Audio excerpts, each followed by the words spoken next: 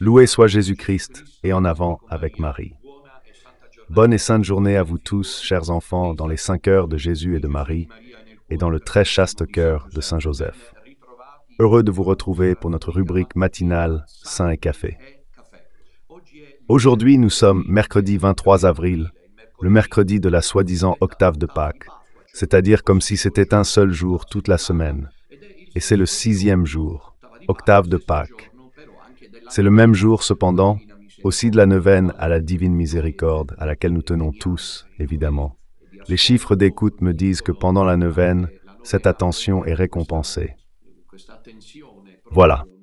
Je m'en réjouis devant Dieu, j'en suis content. C'est un des signes, des indices de notre identité catholique. La Divine Miséricorde au sens général, mais ensuite le culte, qui a été l'une des constantes, l'un des fondements du pontificat de Jean-Paul II, avec Sainte Faustine Kowalska, l'effigie. Nous aurons l'occasion d'en parler, d'approfondir, et le chapelet de la Divine Miséricorde. Nous faisons la neuvaine qui se terminera samedi prochain, et aujourd'hui c'est le 6e jour. Nous la faisons en direct à 18 heures. Il est significatif que l'on dépasse le millier de participants à cette prière. Là, vraiment, je remercie la Dame. Donc, cet après-midi encore, il y aura le même jour de la neuvaine, comme nous le verrons aujourd'hui. Elle est dédiée aux âmes douces et humbles. Donc, ne priez pas pour moi. Donc, nous sommes donc mercredi 23 avril. Hier soir, il y a eu une de mes catéchèses, très importante pour faire le point sur la situation. Un récapitulatif de la situation que le catholicisme romain est vraiment en train de vivre en vue du prochain. Pape ou pseudo-pape, il vaut mieux dire les choses telles qu'elles sont, les choses non résolues, parce que tu sais, si tu ne résous pas un problème, tôt ou tard ça revient, rien n'y fait, tout se paie.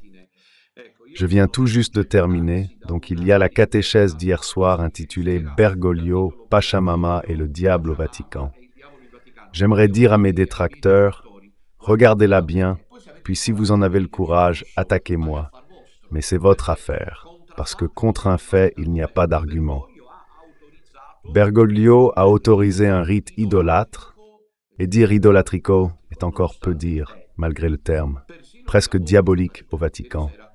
Hier soir, nous avons eu l'occasion de le démontrer. Mais moi, je viens d'être nommé réduit à l'instant lors d'une émission en direct sur la chaîne Italia avec le directeur, le professeur Vito Monaco. Il y avait 2 invités présents, 2 journalistes, parmi lesquels Furlan, qui a écrit un livre intéressant sur les BRICS, sur le nouvel, sur un ordre géopolitique mondial. Le thème devait être, d'après ce que j'avais compris au départ, uniquement celui concernant la mort de Bergoglio et ce qui se passera ensuite. En réalité, on a aussi parlé d'autres choses, et à mon avis, ce n'est pas toujours une bonne chose. D'autant plus que les appels téléphoniques et les interventions étaient tous directs. Pour ceux qui ont suivi l'affaire que Don Minutella traitait, les questions étaient essentiellement adressées à Don Minutella. Et pourquoi le sujet qui fait débat ces jours-ci, c'est celui-là. Et l'intervention du journaliste m'a beaucoup frappé, pardonnez-moi, mais je ne me souviens pas de son nom en ce moment, qui disait que Don Minutella a été respectueux. Nous avons tous été respectueux, les uns envers les autres. C'est un traditionnaliste. La décision de l'Église et du pape François de s'ouvrir au changement a été une bonne chose, parce que l'Église doit s'adapter à son époque. Maintenant, que ce soit n'importe qui, toute personne vient nous parler de cette ouverture. À propos de ce changement, il ne sert à rien d'avoir essayé d'expliquer qu'il y a un changement possible et un changement, pour le dire en euros, impossible, c'est-à-dire l'Évangile, on ne peut pas le changer. Voilà, en euros. Au final, la thématique a été celle-ci, j'ai réaffirmé les points clés. Premièrement, Benoît XVI n'a pas démissionné. Deuxièmement, Bergoglio a été élu, comme nous le dirons encore aujourd'hui, par la mafia de Saint-Gall et non par le conclave. C'est valide. Octave de Pâques, neuvaine de miséricorde. Bergoglio s'est comporté comme un pseudo-pape hérétique, apostate au service des puissances fortes mondiales. Le geste comme acte d'amour que tout le monde devait accomplir fait réfléchir. Ce matin, en allant prendre un café au bar, dans un village où je vis, à Sinisi, dans l'un des bars, Et je suis entré, cela faisait longtemps que je n'étais pas entré dans ce bar. Je n'ai pas trouvé la dame qui me connaît depuis que je suis petit, parce que j'allais déjà prendre le café quand j'étais enfant. Quand j'allais prier à l'église, pour rester toujours comme ça, et elle n'était pas là. Il y avait le fils, et j'ai dit, mais la maman n'est pas là. Il m'a dit non, elle est à la maison. À la maison, oui, elle a eu un problème, et papa aussi, il est à la maison. Et j'ai dit, mais ce n'est pas par hasard. Il m'a fait comprendre, c'était lié à l'acte d'amour. Vous savez ce qu'il m'a dit? Père, c'est comme vous le dites. Malheureusement, nous nous en rendons compte trop tard. Les gens meurent en grappe, c'est quelque chose de dramatique. Les gens tombent malades et meurent par grappe. Le projet devait réussir. Et voulez-vous me faire croire que Bergoglio ne le savait pas? Voulez-vous que Bergoglio n'ait pas su que ce n'était pas un acte d'amour, mais autre chose? Voilà, je crois que cette déclaration-là est parmi les plus scandaleuses et révélatrices. Eh bien, qu'il la garde maintenant. Ceux qui vont mourir à sa suite, qui auraient dû vivre encore longtemps. Dit par le barman père. Vous aviez raison, nous nous rendons compte trop tard que ce n'était pas pour, mais pour. Et il a dit, les statistiques, les faits. Parce que vous voyez, même si les journaux ne le disent pas, parce que les journaux ne le diront jamais, c'est évident. Les télévisions ne le disent pas, mais on ne vit pas sur la planète Lune, ni sur la planète Mars, sur la Lune. On vit sur la Terre. Donc que tu le veuilles ou non, le consortium humain, alors si, mettons dans un pays, mettons à Sinisi, qui pourrait être n'importe quel autre, Paola Savigliano, n'importe qui d'autre, tu entends dire ça ensuite, non? Tu sais, il est mort, mais qui celui-là? Mais il allait bien, eh bien il avait fait ce truc-là et puis il s'en est jamais remis. Je peux vous apporter un autre témoignage à ce sujet, parce que je le répète, le Bergoglio qui marche seul. À la place Saint-Pierre, en louant l'urgence, en louant l'intervention, une mise en scène diabolique.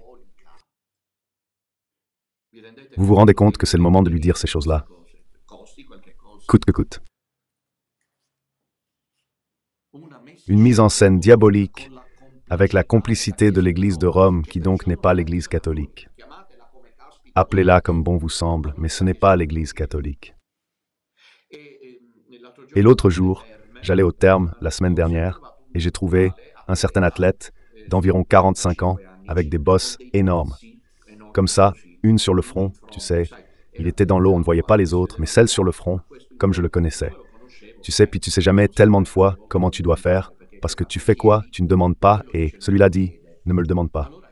Alors j'ai demandé, salut mon cher, mais je parlais justement de toi, père, je parlais du diable, et voilà que les cornes apparaissent. Pour faire la mauvaise blague, et bon. C'était une blague et je lui ai dit, mais qu'est-ce qui t'est arrivé? Mais il m'a dit, écoute, je n'y vais pas, allez, je me soigne moi-même. Parce qu'après avoir fait ce que quelqu'un a appelé acte d'amour, il m'a dit, regarde dans quel état je me suis mis. Moi, j'allais très bien, tu comprends? Le barman, aujourd'hui, vous aviez raison. Nous nous en rendons compte beaucoup trop tard, tu comprends? Voilà Bergoglio qui, à Noël, au lieu de prévoir le Messie. Il a parlé d'un autre Messie qui arrivait avec des containers à moins 0 degré. Je m'arrête là, sinon il me bloque tout. Bien alors, je ne sais pas d'où était partie cette déclaration. Quoi qu'il en soit, ce sont des jours brûlants, naturellement. Je ne sais pas si vous vous tenez informé.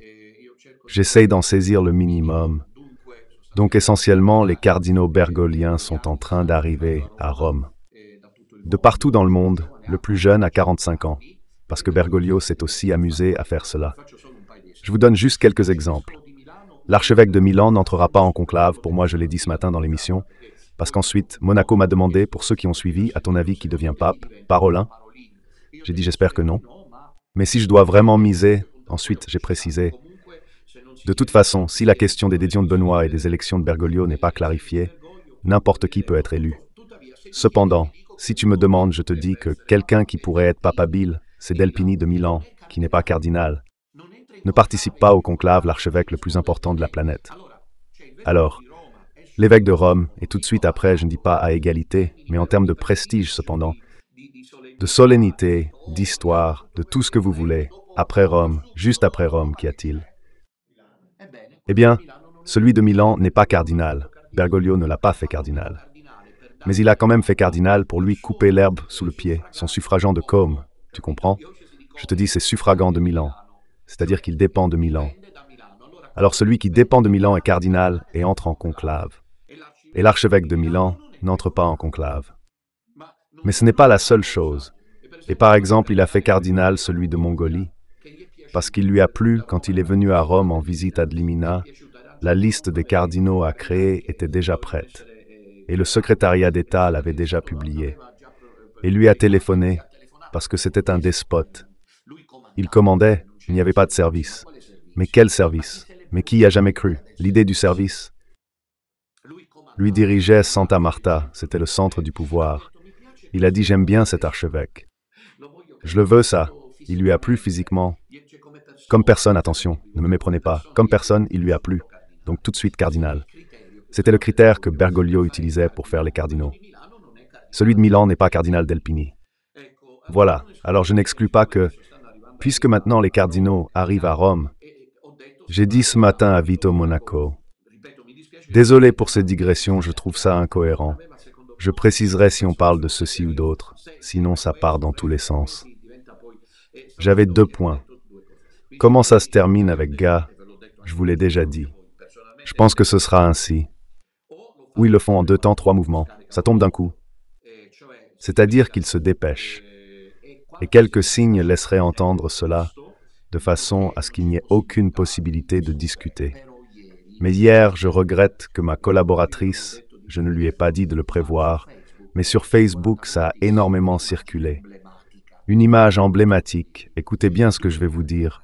2 cardinaux pour les congrégations vaticanes, c'est-à-dire pour les réunions avant le conclave. Ils sont arrivés ensemble. Ils ne se sont pas vus au bar. Je parle du cardinal Burke et du cardinal Sarah, des figures clés d'un tournant post-Bergoglio exigeant lors du conclave. Je ne sais pas si vous me comprenez. Burke et Sarah, rédacteurs des Dubia, ces choses-là sont arrivées ensemble, c'est-à-dire que sur les réseaux sociaux circule cette image de Burke et Sarah exactement. Il y a même la vidéo que je pense qu'on peut passer, voyons s'ils arrivent à la trouver. Mes épisodes, pauvres collaborateurs, continuent comme ça. Ce n'est pas que j'ai le temps de les préparer dans les détails comme certains le pensent. Moi, j'y vais comme ça. Quoi qu'il en soit, ils sont arrivés ensemble. Alors, selon vous, vont-ils laisser au conclave la possibilité de discuter? Sinon, s'ils ne laissent pas de place, eh bien, ce sera cela qui décidera.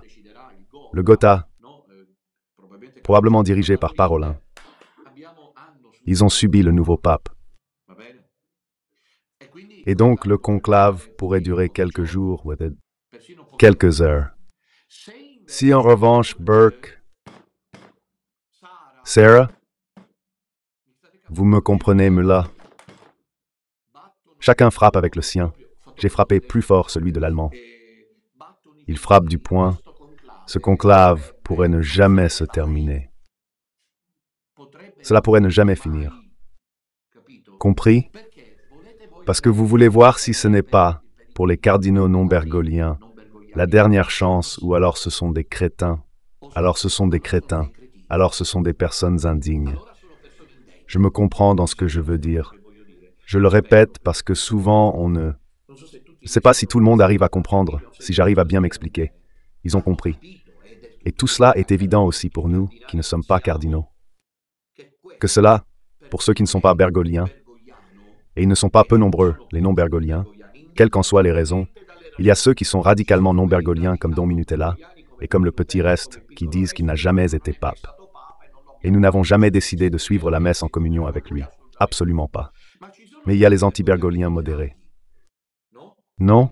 Vous me comprenez? C'est-à-dire ceux comme Burke, Sarah, c'est un type d'anti-bergoglisme modéré, disons. Un centre. Voilà, maintenant il est évident pour tout le monde anti-bergolien que c'est ici que se trouve le tournant. Après 12 ans de pseudo-pontificat, c'est ici qu'il faudrait unir les forces. C'est un mauvais choix. Garder le petit reste toujours à l'écart, comme si nous étions une secte, ils le paient. Vous verrez qu'ils le paieront, cette chose, parce que l'union fait la force. C'était le moment de s'unir, parce que Burke ne m'appelait pas de nouveau, comme il l'a fait cette fois-là, quand il m'a demandé d'aller m'agenouiller devant le pape François et de dire « Prête-nous, je ne suis pas, mais je suis. Tu ne nous prêtes pas tes chiffres, que nous en avons besoin en ce moment. » Dominutella fait un acte, selon vous, qu'est-ce que j'aurais fait, moi? Réfléchissez bien avant de répondre. Dominutella, ça s'est passé comme ça s'est passé, tu as résisté, on te reconnaît une grande cohérence, on te demande un acte d'humilité. Maintenant, tu nous prêtes ta base d'audience pour sauver ce qui peut l'être. Selon vous, moi, qu'est-ce que je faisais? J'aurais dit certainement oui, à condition qu'il y ait des garanties permettant d'éclaircir les choses. Oui, faisons déjà cela, unissons nos forces, alors que là-bas, ils y vont tous armés façon Brancaleone. Voyons déjà la vidéo des deux cardinaux qui arrivent ensemble. Les voilà. Vous voyez, à ma gauche, il y a le cardinal de couleur guinéenne africaine. Sarah, reproposons-le, et à sa droite, il y a le cardinal. Voilà, regardez, arrêtons l'image. Les voilà, les voilà. Pourquoi arrivent-ils ensemble? Il me semble que c'est par hasard. Ils se sont rencontrés au bar, ils ont pris un maritozzo ensemble. Regardez, on y va à la congrégation ensemble? Non. Et tout cela montre clairement qu'ils ont envoyé un signal. Nous sommes là et nous ne permettrons pas d'être cette fois-ci boycottés parce que les pauvres, il faut dire la vérité, ceux-là ont été sans aucun doute, ces deux-là au moins, qui étaient présents au conclave de 2013, ont été sans aucun doute boycottés. Il faut comprendre ce qu'ils comptent faire, parce qu'une chose est certaine, si Parolin, le Gotha maçonnique, le Vatican de la fausse Église, veut régler l'affaire rapidement, ils font un conclave, 448, comme je l'ai dit. Si au contraire la chose est sérieuse, alors là, après, le débat à l'intérieur du conclave sera féroce. Je pense qu'on revient à l'époque du Moyen-Âge, quand les conclaves ne finissaient jamais, d'accord? Il pourrait même sortir la nouvelle qu'un des cardinaux est mort d'une crise cardiaque. Ils l'ont trouvé mort dans la chambre du conclave. Vous pensez que ceux-là vont se sentir en sécurité, les uns contre les autres? Préparez-vous à cela. Ils vont tous se sentir menacés, les uns avec les autres, les bergoliens radicaux et ceux comme Burke et Sarah, ils se regarderont avec suspicion. Il n'y a absolument aucune atmosphère de fraternité. Et oui, cela devrait faire réfléchir. Ils ne sont pas du tout frères. Dans le collège apostolique, ils sont sur le point de s'entretuer. Si Dieu le permet, ce sera un conclave féroce, ou alors, eh bien, ce sera le signe que tout est terminé. Nous avons dit depuis longtemps qu'ils élisent le pape successeur de Bergoglio qui, comme le disait notre prédécesseur, comme l'affirmait notre prédécesseur. Voilà, c'est le tableau d'ensemble. Mais en attendant, je vous rappelle qu'aujourd'hui c'est mercredi, j'étais en train d'oublier, et ce soir, il y a Don Enrico Bernasconi. Ne manquez pas le magistère sur la famille. Je pense que Don Enrico donnera aussi son avis à propos de ce qui se passe ces jours-ci. Je suppose, je ne sais pas. J'espère aussi, non seulement je présume, mais j'espère que Don Enrico également, après Frère Celestino et moi, profite de la fenêtre qui t'était offerte ce soir pour intervenir sur ce qui se passe ces jours-ci. Donc, le conclave devrait être réuni après les rites formels de préparation vers le début du mois de mai. Quelqu'un m'a demandé, même Vito Monaco, qu'en dis-tu du fait que tous les chefs d'État sont en train de venir? Je dis que celui-là, de toute façon, était un chef d'État. En tout cas, Vance est venu le dernier avec sa famille et ses enfants. Ça aussi, c'est une ultime gifle à Bergoglio, qui pendant des années a porté l'agenda arc-en-ciel, le monde LGBT, la famille différente, alternative, Vladimir Luxuria, la vie comme elle vient, etc. Et la dernière image est celle d'un Bergoglio qui offre des chocolats, des œufs de Pâques aux enfants de Vance qu'il emmène partout avec lui. La famille. Donc c'est aussi cela, peut-être un signe? C'est-à-dire la politique vaticane est-elle en train de changer? Oui, la politique vaticane peut changer. D'accord, cela pourrait même être positif. Si la politique change, faut-il clarifier? Sinon, l'Église restera fausse pour toujours? Ou alors ça a toujours été comme ça, à ce point, qu'on nous a toujours roulés? Je ne le crois pas, parce que l'Église est celle de Jésus-Christ, et elle est habitée par l'Esprit Saint. Et donc, quelque part, il faudra bien faire la clarté, nous verrons bien. Ce soir, il y a Don Enrico. L'après-midi, à 18h, il y a la neuvaine et le rosaire. C'est le temps que nous devons traverser avec le chapelet du rosaire à la main. Et plus que jamais, voir, comme je l'ai dit hier soir dans l'émission sur Pachamama, et comme je l'ai dit hier matin, lors de ma première intervention après la mort de Bergoglio, je suis pris pour cible d'une manière spectaculaire, sans limite. Et je le comprends. Pourquoi faudrait-il enterrer cette voix comme ça? Les jeux sont faits et on avance. Mais je prévois que si vous m'aidez avec la prière, puisque notre unique force est la prière, nous n'avons pas de quotidien. Comme la Repubblica ou le Corriere della Sera, nous n'avons pas de télévision comme le centre télévisuel du Vatican. Nous n'avons pas de salle de presse comme le Vatican. Nous n'avons rien. Nous avons un profil Facebook. Vous y avez déjà pensé? Et une chaîne YouTube, quelque chose d'incroyable. Mais alors vous devez m'aider, intensifier la prière. Parce que c'est le moment où tout doit être clarifié. Alors passons à l'épisode d'aujourd'hui. Regardez-les à la suite à partir d'hier matin, c'est-à-dire depuis hier matin.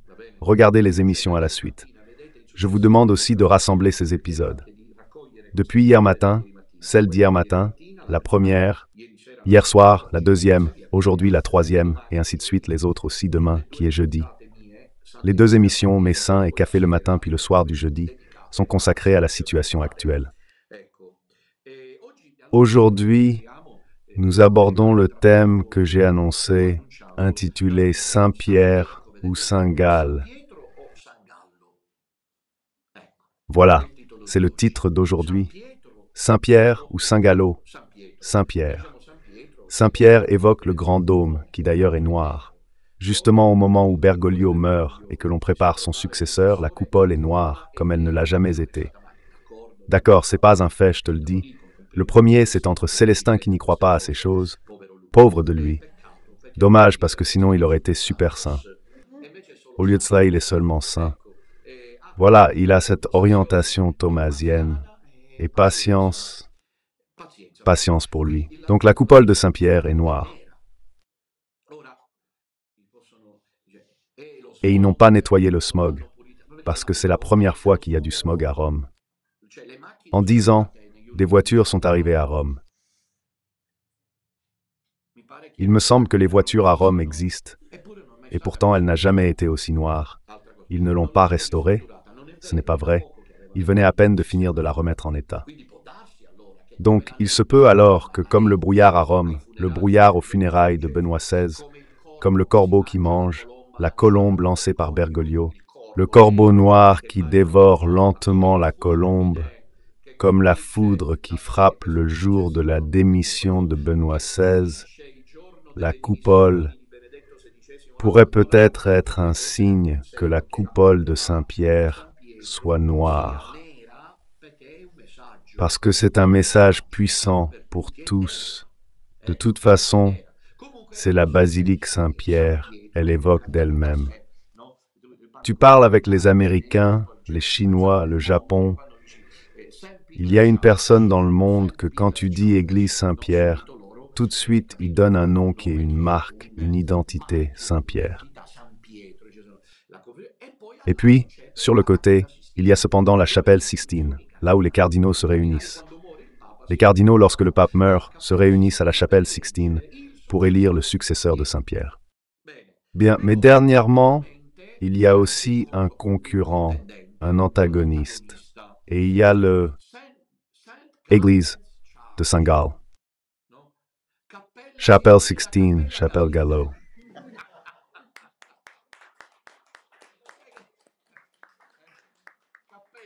La Sistina ou chapelle Gallo, parce que Saint-Pierre, parce que Sainte Sistina, ou Gallo, parce que Saint-Gall. Saint-Gall est une ville de Suisse où ils se sont réunis pendant des années. Cardinaux et évêques autour de l'évêque de Saint-Gall, nommé Ivo Führer, mais le nom de famille a été en attendant rapproché, qui réunissait ces cardinaux, parmi lesquels Martini, le cardinal Martini de Milan, puis d'autres noms. Prestigieux comme Casper, qui est encore en vie, et puis d'autres, parmi lesquels Danner, comme nous le verrons, etc. Et ces cardinaux ont travaillé dans l'ombre d'une véritable loge maçonnique ecclésiastique. C'est-à-dire, si l'on veut comprendre ce qu'est la franc-maçonnerie ecclésiastique, il faut regarder la mafia. C'est ainsi qu'elle a été appelée, comme nous le verrons, la mafia de Saint-Gall. Et c'est précisément là qu'a été choisi le successeur de Benoît, s'il y en a encore un.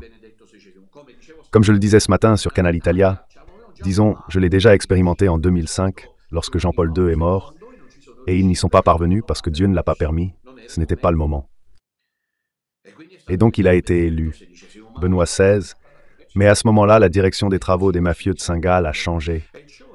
C'est-à-dire qu'ils se sont mis à œuvrer pour empêcher, tout cela je l'écris dans mon livre « Église, où vas-tu ?», qui est toujours disponible, Pierre, où es-tu ? Et ils ont travaillé pour empêcher Benoît XVI de travailler sereinement. Et enfin, pour le contraindre de façon implacable à présenter sa démission et ainsi placer définitivement l'énigmatique Giovanni. C'est ainsi qu'il était appelé en code. Bergoglio à l'intérieur de l'enclave maçonnique de la mafia de Saint-Gall. Y a-t-il eu une enquête à ce sujet? Non, parce que je veux dire, c'est pas comme si je l'avais inventé, moi, si je l'avais inventé. Que la mafia de Saint-Gall existait, qu'elle a élu Bergoglio rendant le conclave invalide, alors très bien, mais il s'agissait de rien de moins que l'un des fers de lance parmi les membres éminents de la mafia de Saint-Gall.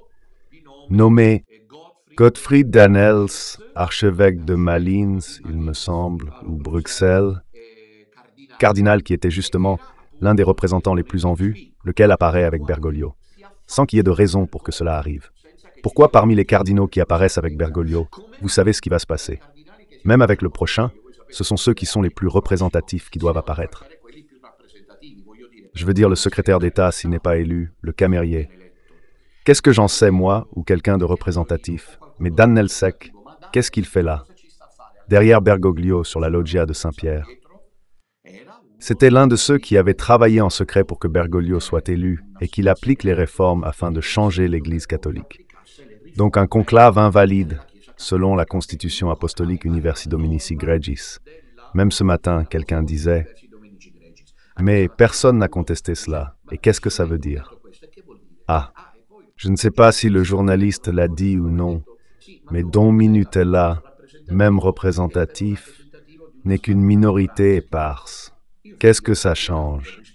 Je lui ai répondu respectueusement, selon les règles.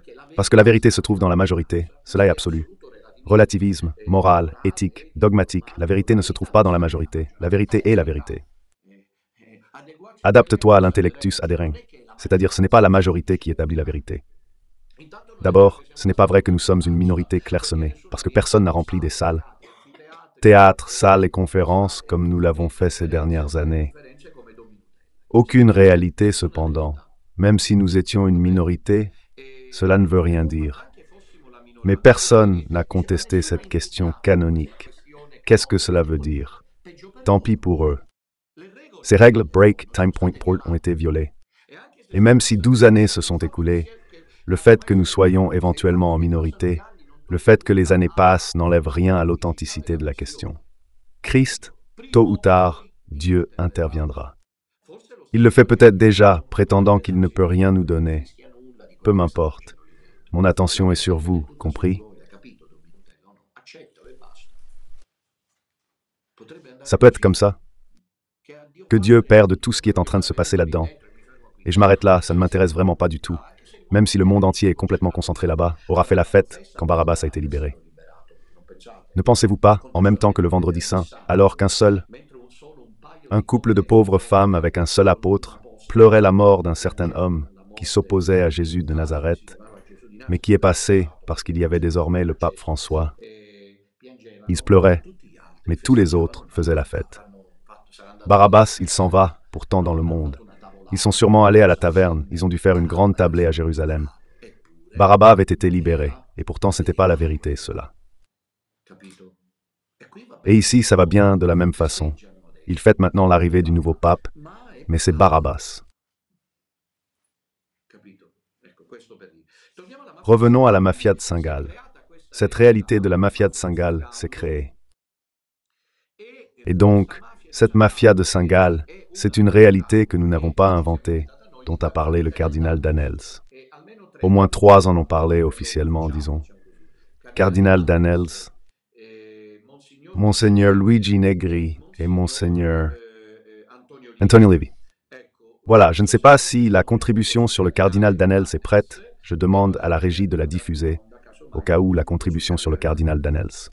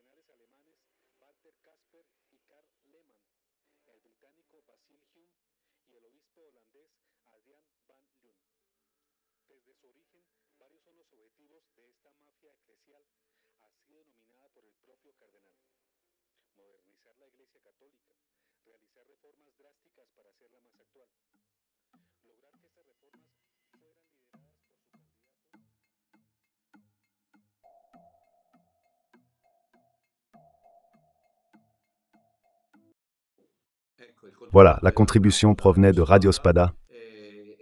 Voilà, c'était une vidéo qui vous a montré que lors d'une interview télévisée, l'actuel cardinal émérite archevêque de Bruxelles a parlé de mafia. De mafia. Il a utilisé le mot mafia. Moi, j'ai été contesté à ce sujet lorsque j'ai écrit le livre « Église, où vas-tu ?» parce qu'un théologien m'a dit « Comment te permets-tu d'utiliser un mot aussi lourd dans la bouche d'un cardinal ?» Ce n'est pas lui qui l'a dit, vous l'avez vu. Rien n'y fait, tout déraille. Du coup, je suis devenu un serpent maudit, le diable, tu vois?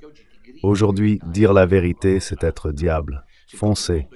Le monde, même Rome, est noyé dans le mensonge. Et nous, ceux qui crions vrai, qu'en pense-t-il? On s'en rend compte trop tard, c'est une question de temps. La vérité s'impose. Revenons à notre sujet. Ce cardinal Danels, à la retraite, déclare l'existence de cette mafia de Saint-Gall, appelée ainsi pour désigner la ville où ils se réunissaient.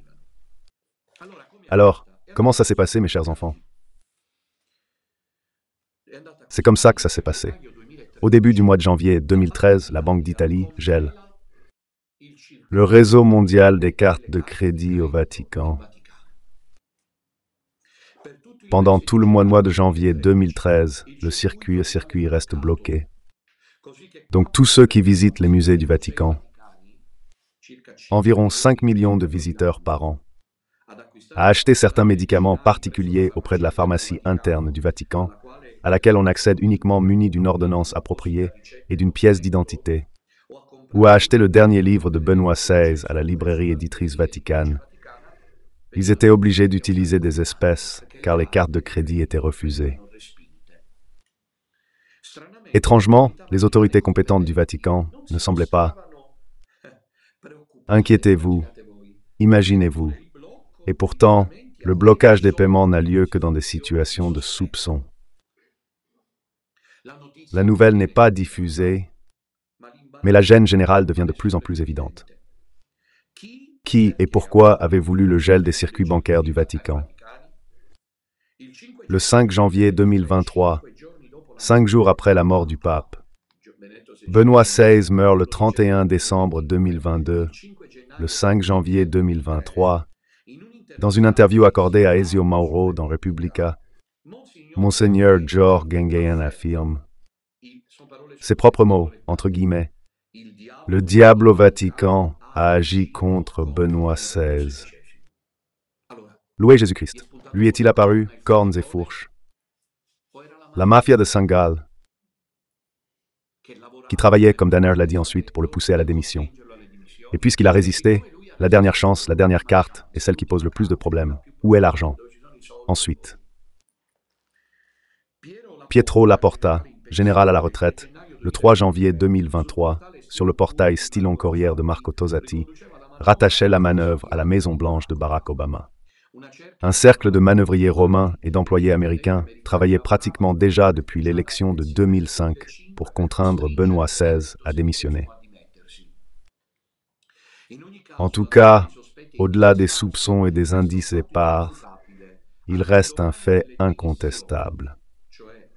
Au lendemain de la démission, c'est-à-dire de l'annonce de la démission, le 12 février 2013, le système SWIFT, qui régit les transactions de 10 500 banques dans le monde, réparties dans 215 pays, était soudainement et de façon inattendue débloqué.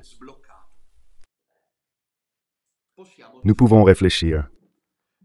Jésus était depuis longtemps dans la ligne de mire du Sanhédrin et des pharisiens, qui lui rendaient la vie difficile. Finalement, grâce à l'argent convenu avec Judas, la passion a commencé, par la capture au Gethsémani, l'argent.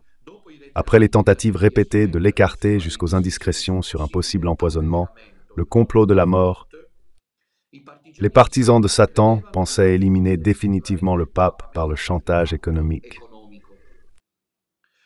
La célèbre journaliste Concita de Gregorio sur Republica le 1er janvier 2013, donc en avance, à sa manière, elle répondait au pontife parce qu'elle écrivait avec un raisonnable bon sens qu'un pape âgé n'a pas la force d'affronter une structure de pouvoir interne et externe au Vatican.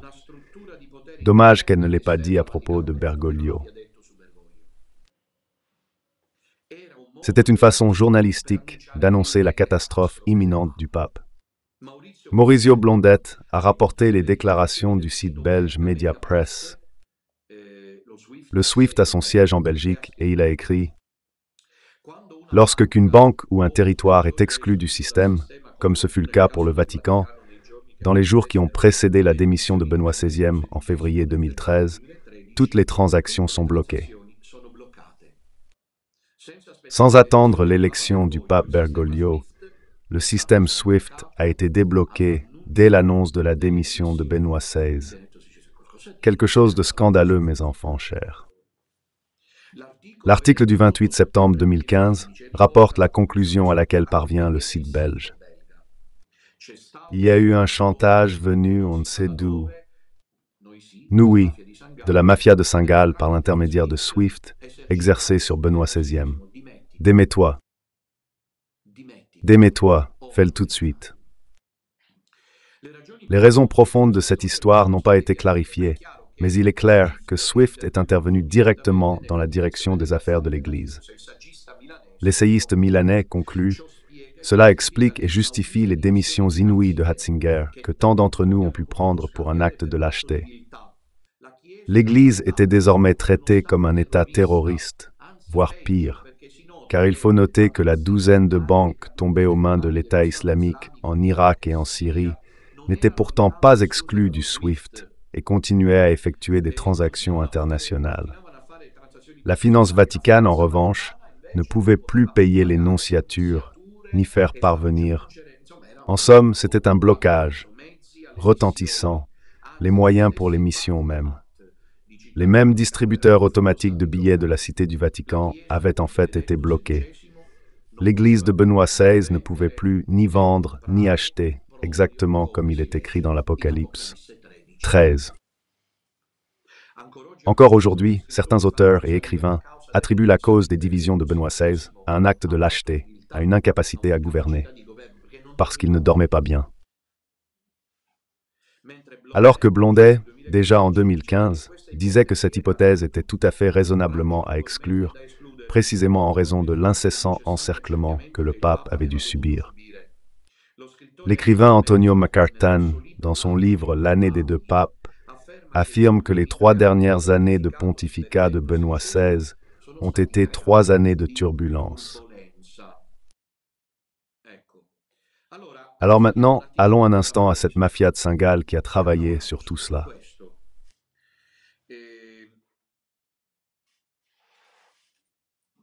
Les paroles.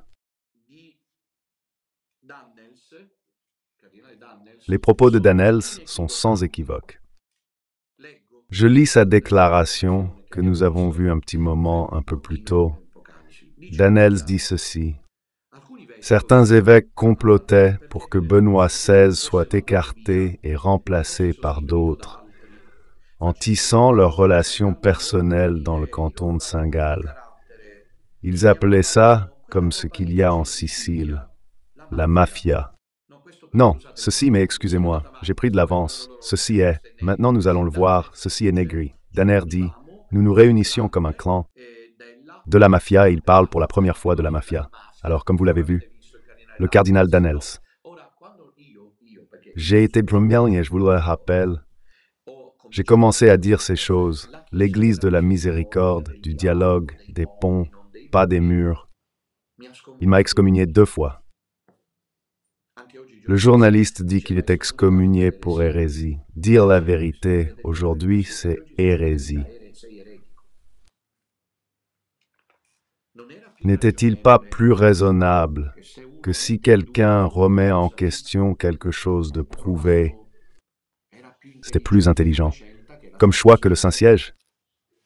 Parce que le Code canonique met en garde et protège ceux qui soulèvent des doutes raisonnables, qu'ils répondent à ces interrogations qui à ce jour demeurent, bien que Bergoglio soit décédé et que l'on prépare son successeur non résolu.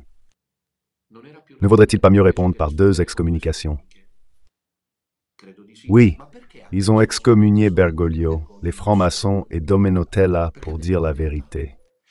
Et s'il a dit la vérité, c'est incontestable, donc on ne peut pas le démentir. Il l'a dit en citant un cardinal, en citant des sources, en citant des documents, en citant des faits. Ce n'est pas du tout Dominutella, comme ils ont essayé à tout moment de faire passer pour un clone. Ils ont essayé, vous vous souvenez des premières années, la RAI, le Bénet. Ils voulaient à tout prix me faire passer pour un demi-débile. Ils n'y sont pas parvenus parce que je ne me suis pas laissé ronger le cœur, et j'ai continué, avec l'œuvre de dénonciation, qui à ce jour, scandaleusement, reste irrésolue, parce qu'ils n'ont pas répondu à ces questions que nous avons soulevées. Maintenant, nous pouvons voir au contraire l'intervention de Monseigneur Luigi Negri. Discours choc de Monseigneur Negri sur la mafia de Saint-Gall.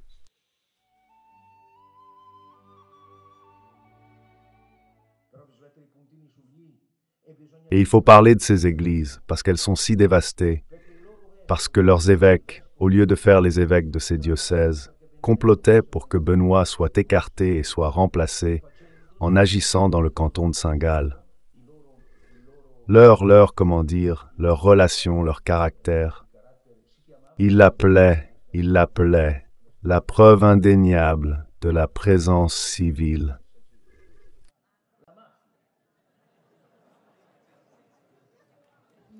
Je tire ces informations du fait que, dans la biographie du cardinal Danels, archevêque de Bruxelles jusqu'à une dizaine d'années auparavant, ces choses sont racontées avec nous et avec les hommes. Benoît a dit, « Vous n'avez pas encore perdu cette bataille. » Si en Italie vous parvenez à inverser la situation et à démontrer que le laïcisme ici peut avoir sa propre comptabilité. Ensuite, le discours de Luigi Negri, lui aussi décédé, se poursuit, mais c'était cela qu'il était important de dire, nous le relisons. Certains évêques complotaient pour que Benoît XVI soit renvoyé et remplacé par d'autres. En faisant dans le canton de Saint-Gall leur rapport de caractère, ils appelaient ça ce truc-là qu'il y a en Sicile, la mafia. Et tout le monde rit, parce que personne ne se rend compte de la gravité de ces affirmations, les considérant même comme banales. Et pourtant, c'est cela qui a fait la différence, parce que Bergoglio a été placé là par la mafia de Saint-Gall, le conclave. Donc il a été invalide pour 2 raisons, au moins 2 immédiates. La première est que le pape régnant était encore là, détenteur du munus qu'il n'a pas remis.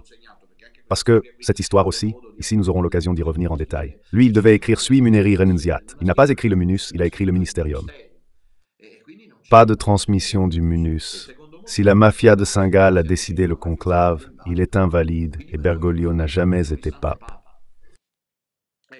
Il y a ensuite la déclaration de Monseigneur Antonio Livi, qui est surprenante, je vais vous la lire parce que nous n'avons pas le temps de la présenter. François est pape, parce que l'Esprit Saint l'a voulu. C'est une absurdité. François est pape, parce que l'Esprit Saint l'a voulu. C'est une absurdité.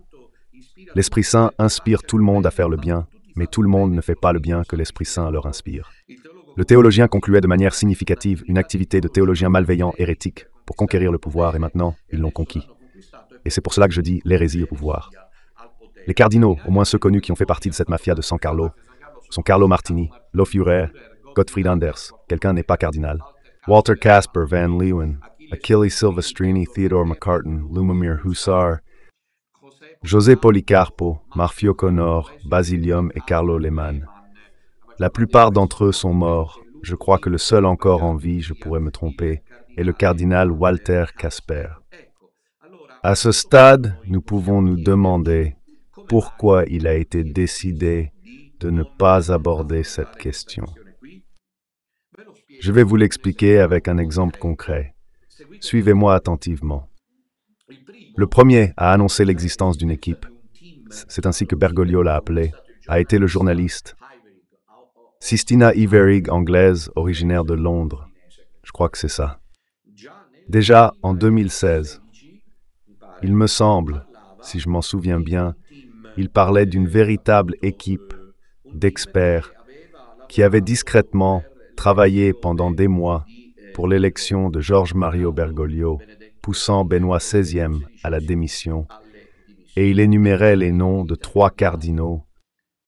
Heidery, c'était la première fois que l'on annonçait l'existence d'une équipe Bergoglio, qui cependant relevait de la mafia de Saint-Gall. Ses caractéristiques étaient là, Murphy O'Connor, les noms. Walter Casper et Daniels, Gottfried Daniels. Après environ 2 jours, le porte-parole de la salle de presse du Vatican, tout cela est documenté dans mon livre, Pietro Doveseni, intervient publiquement en disant « Je le dis en mes propres mots, Marco, des indiscrétions journalistiques affirment l'existence d'une équipe de cardinaux qui auraient travaillé pour pousser Benoît à la démission et élire le pape François. Cette foi invalide la démission du pape Benoît et l'élection de Bergoglio. C'est très grave. » Affirmation du faux père Lombardi. Ensuite, je me demande, cela comment devront-ils? Bergoglio leur a appris à se moquer du jugement de Dieu. Père Lombardi dit, les cardinaux en question démentent leur participation à cette équipe. Ceci est la déclaration officielle de la salle de presse du Vatican. Bientôt, Daniels, dans sa biographie et dans l'interview télévisée, dit qu'il a existé une mafia de San Gallo. Le cardinal Murphy O'Connor dit qu'il a fait partie de cette mafia de San Gallo.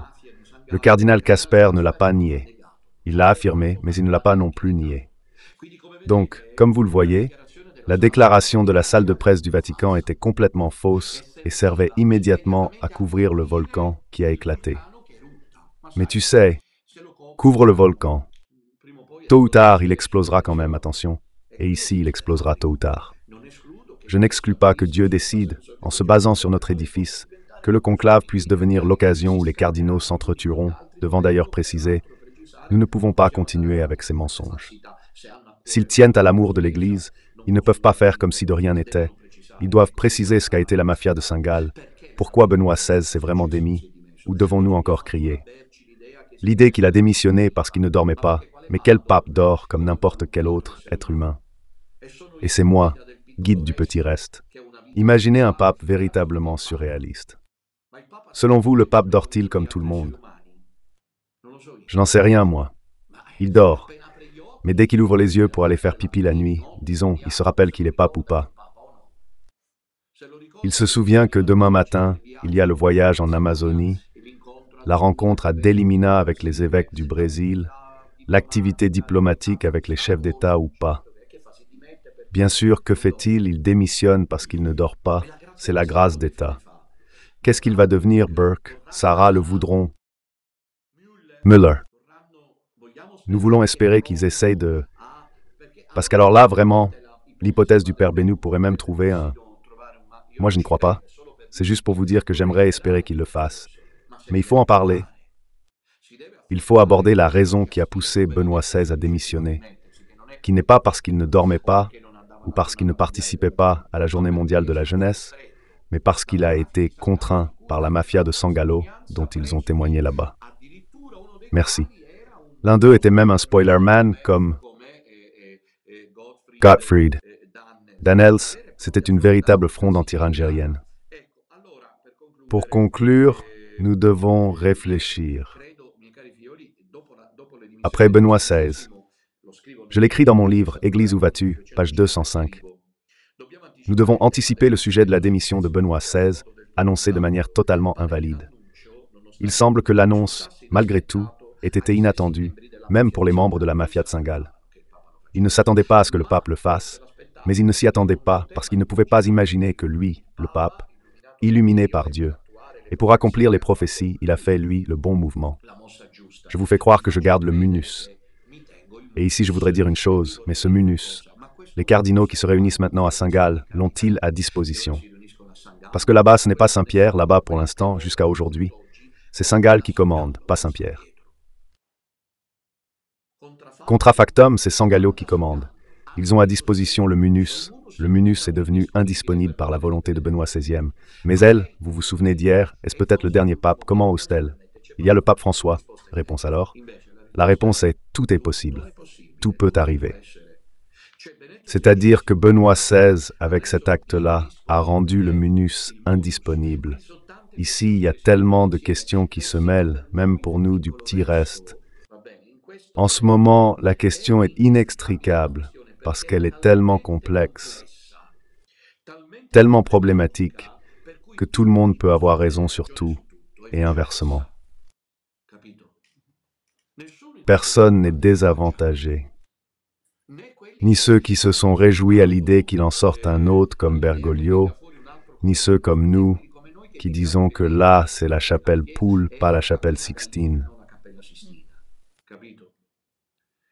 C'est le moment où si l'Église catholique est sérieuse, et si ces cardinaux qui arrivent ensemble sont sérieux, ils n'excluent aucune voix, aucune, pour comprendre la vérité. Jusqu'au bout, il doit faire un grand nettoyage. Carthago delenda est, il n'y a rien à faire. Carthago delenda est.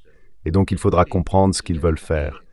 Les cardinaux veulent faire la cérémonie. Non, la mise en scène où ils font semblant, et puis à la fin, tout continue comme si de rien n'était.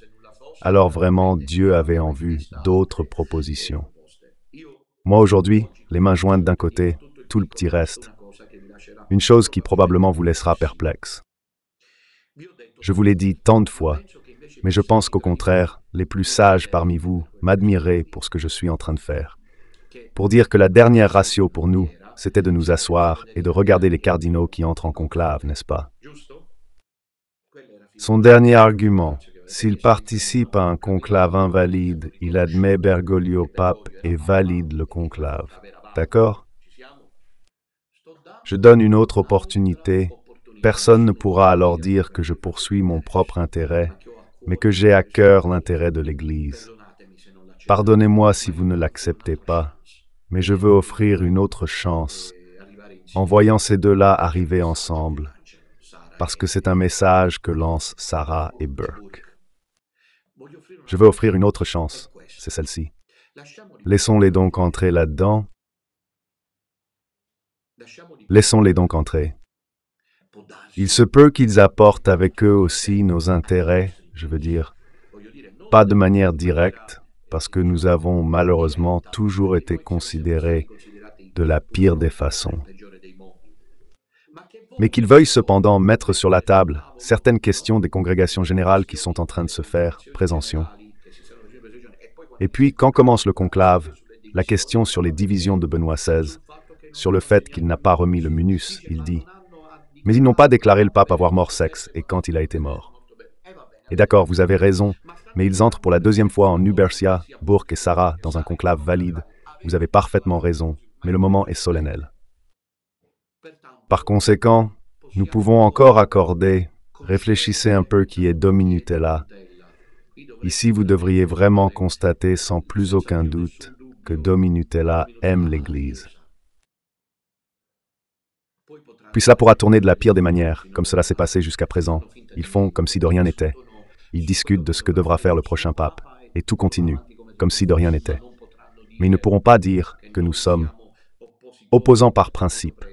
Nous défendons la vérité, tellement que, pour ce qui me concerne, j'ai même décidé de ne pas consulter les confrères. Je leur ai proposé que nous nous réunissions bientôt afin d'avoir une ligne commune et concertée. Mais voilà ce que je voudrais dire, ceci personnellement. Je pense qu'il est encore possible de reporter les chips et l'apéritif. C'est-à-dire, voyons, il se peut qu'au conclave, ces cardinaux que nous regardons aient le courage. Les prémices ne sont pas des meilleures. Mais le Seigneur peut toujours agir pleinement sur notre sacrifice. Ces cardinaux, maintenant, se sacrifient, eux. Ils mettent sur la table, avec les autres cardinaux présents, la situation dramatique. Il y a une église, je le disais ce matin dans l'émission Canal Italia à Vito Monaco, il y a une église que Bergoglio a prise et qu'il a divisée. Il la laisse confuse, égarée, apeurée, divisée. Ces cardinaux ont-ils à cœur cela, l'amour pour l'Église et la fronde bergoglienne, qui est d'ailleurs, ne nous faisons pas d'illusions, ultra-majoritaire, permettra-t-elle la remise en question de ces aspects ici?